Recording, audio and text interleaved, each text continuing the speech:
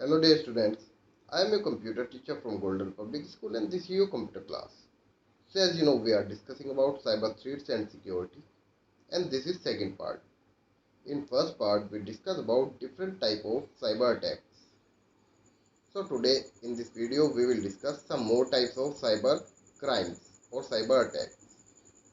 So without wasting any time, let's start. So cyber crimes against organization or society. It is a planned and politically motivated attack to cause large-scale disorder in computer networks. This category can cause panic among the civilians. In this category, criminals hack government websites, military website और circulate propaganda. इसका मतलब ये है कि जो ये cyber crimes होते हैं, ये डिफरेंट टाइप के क्राइम, मैंने जैसे कि आपको पहले बताया था कि जो भी क्राइम किसी भी इलेक्ट्रॉनिक डिवाइस से रिलेटेड होगा और जिसमें इंटरनेट का यूज़ किया गया होगा वो साइबर क्राइम कहलाएगा। सो अगर कोई ऑर्गेनाइजेशन का मतलब है चाहे वो कोई स्कूल हो, चाहे वो कोई आपका एक कंपनी हो, मतलब कोई भी एक बड़ा स्केल पे जहाँ पर वर्क किया जाता है वो ऑर्गेनाइजेशन है या कोई एक सोसाइटी है। सो मतलब कि जो क्राइम्स पहले से प्लान होते हैं, प्लानिंग के थ्रू किए जाते हैं और वो जो क्राइम्स होते हैं वो किसी भी एक कैटेगरी में, मतलब कि चाहे वो आपका गवर्नमेंट से रिलेटेड वेबसाइट्स है या मिलिट्री वेबसाइट्स है, अगर इस टाइप की वेबसाइट्स का कोई भी ऐसा डेटा होता है जो कि कॉन्फिडेंशियल है, कॉन्फिडेंशियल डेटा को हैक कर लेते हैं या लीक कर देते हैं, तो वो एक काफ़ी ज़्यादा हार्मफुल हो जाता है किसी भी एक कंट्री के लिए या किसी भी एक ऑर्गेनाइजेशन के लिए। सो इस टाइप के जो क्राइम्स हैं वो आपके ऑर्गेनाइजेशन और सोसाइटी के अगेंस्ट हुए क्राइम्स में आते हैं। सो ट्रांसमिटिंग वायरस, मतलब वायरस किस तरीके से फैलाया जा सकता है। Computer virus is a program और a set of programs that disrupts the normal functioning of a computer. A virus infects or destroys data. Like biological virus, it enters into the host computer without the permission or knowledge of the host. इसका मतलब ये है जो virus है, और जो virus एक word है जिसका अगर मीनिंग आप अपनी लैंग्वेज में निकालना चाहेंगे कैसे निकालेंगे। अभी आपको जैसे पता है कोविड-19 यानी कि जो है कोरोना वायरस चल रहा है। तो कोरोना वायरस एक आपका बायोलॉजिकल वायरस है, लेकिन हम बात कर रहे हैं किसकी, हम बात कर रहे हैं कंप्यूटर्स की। सो कंप्यूटर्स के थ्रू जो वायरस होता है वो आपका साइबर क्राइम्स में जो किए जाते हैं उसमें यूज़ किए जाने वाला वायरस है, वो एक इलेक्ट्रॉनिक वायरस हम बोल सकते हैं कि है। सो बायोलॉजिकल वायरस का वर्क क्या होता है। बायोलॉजिकल वायरस का वर्क ये होता है कि जो हमारी बॉडी है, अगर हम कोरोना वायरस की बात करते हैं तो जो हमारी बॉडी है, बॉडी के अंदर की फंक्शनिंग को वो बेकार कर देता है। जो प्रॉपर वर्क करने का तरीका बॉडी का होता है उसको वो हार्म पहुंचाता है ताकि बॉडी अच्छे से वर्क ना करे। इस केस में क्या होता है, कुछ लोगों की तबीयत काफ़ी ख़राब हो जाती है और कुछ लोग जो है उनकी डेथ भी हो जाती है। सो सेम हमारा जो कंप्यूटर से रिलेटेड वायरस है उसमें भी जो ये वायरस है कंप्यूटर की फंक्शनिंग को, सिस्टम को बिल्कुल बेकार कर देते हैं। अब उससे आपका कंप्यूटर डैमेज भी हो सकता है और कंप्लीट वो जो है डेड भी हो सकता है। तो ये आपकी जो है वायरस होता है। Now types of virus, there are different types of viruses but broadly they can be classified into the following categories. So let's discuss about the following categories of viruses. So the first category is boot sector virus. This type of virus damages the boot sector of a hard disk or floppy disk.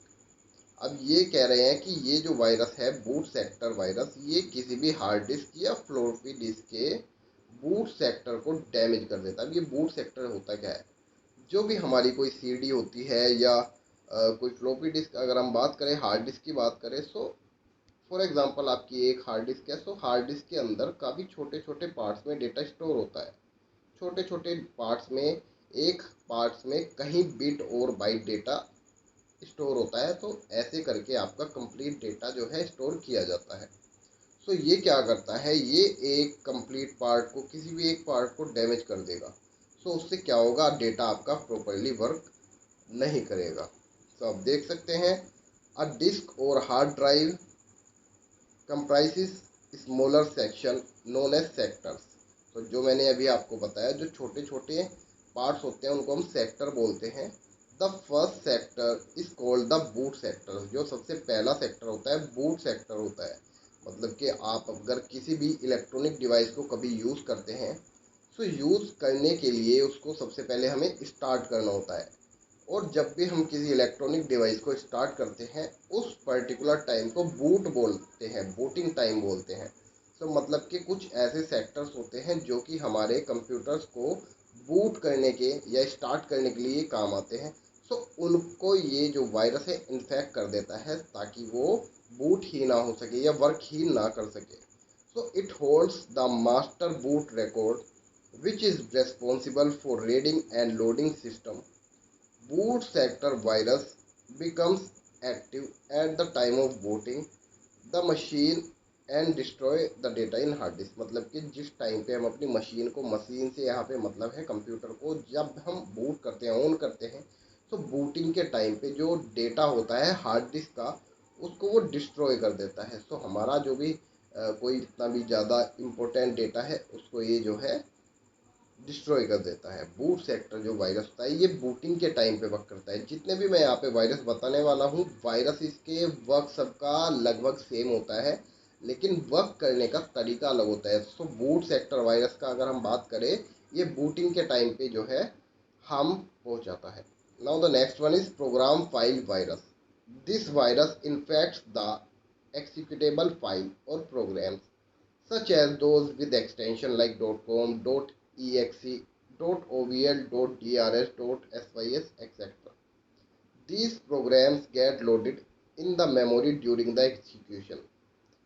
The virus becomes active in the memory by replicating itself and infecting files and other programs on the disk with the intention of causing permanent damage or making them unreadable। मतलब ये है कि जो ये program file virus है ये किस तरीके से आएगा।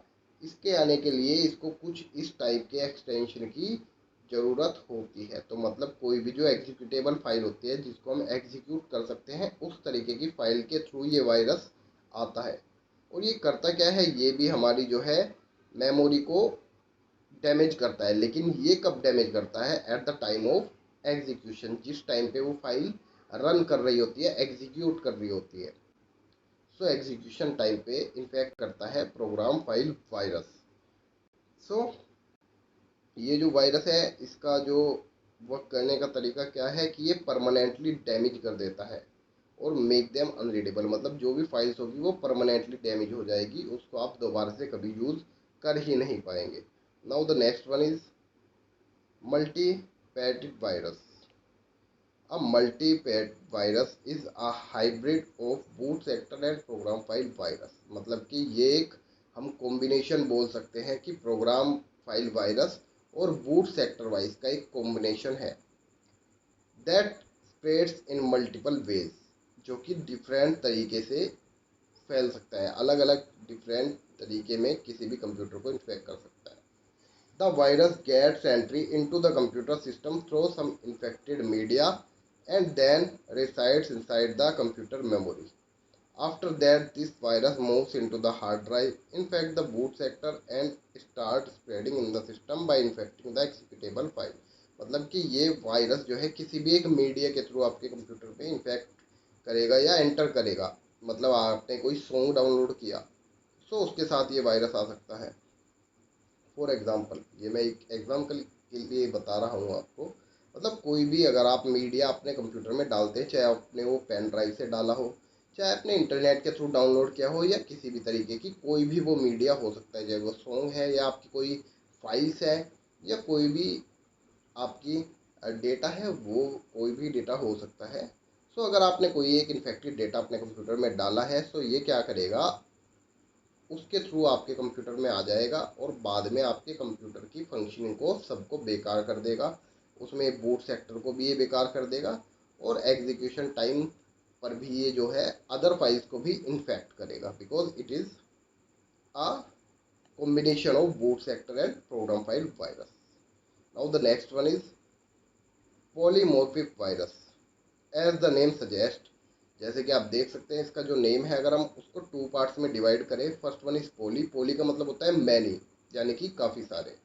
मोव्स मतलब फॉर्म्स, मतलब तरीके। फॉर्म्स का मतलब तरीके। तो मतलब काफ़ी सारे तरीक़ों से ये जो है इन्फेक्ट कर सकता है हमारे कंप्यूटर को। This type of virus exhibits itself in different forms every time it infects a file and change its binary pattern to avoid detection by an antivirus program। इसका मतलब ये है, ये काफ़ी ज़्यादा डेंजरस वायरस है। ये आपके जो कंप्यूटर में जो भी प्रोग्राम्स होते हैं, जो फाइल्स होती है, उनके बाइनरी कोड को ही, पैटर्न को ही चेंज कर देता है, ताकि आप अगर अपने कंप्यूटर में एंटीवायरस भी इंस्टॉल कर लेते हैं तब भी आप इस टाइप के वायरस से नहीं बच पाएंगे। तो इसके लिए ज़रूरी ये है, आपने पहले से ही कंप्यूटर में वायरस, तब आपके कंप्यूटर में नहीं है तभी आपने जो है एंटीवायरस इंस्टॉल किया हो, ताकि आपका कंप्यूटर बचा रहे। लेकिन अगर वायरस आ चुका है और उसके बाद आप एंटीवायरस इंस्टॉल करते हैं तो वो उसको रीड नहीं कर पाएगा। So now the next one is network virus. Network virus is rapidly spread through a network area LAN and sometimes throughout the internet. Generally, network virus multiply through shared resource, shared drives, and folders. When the virus infects a computer, it surges through the network to attack its new potential prey.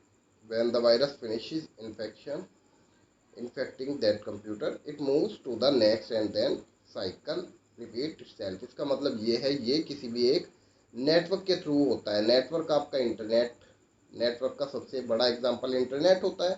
और उसके अलावा भी अगर आप कोई network use कर रहे हैं तो वो जो नेटवर्क है उनके थ्रू ये फैलता है। अब ये फैलेगा किसी भी एक फाइल के थ्रू, रिसोर्सेज के थ्रू ये फैलता है।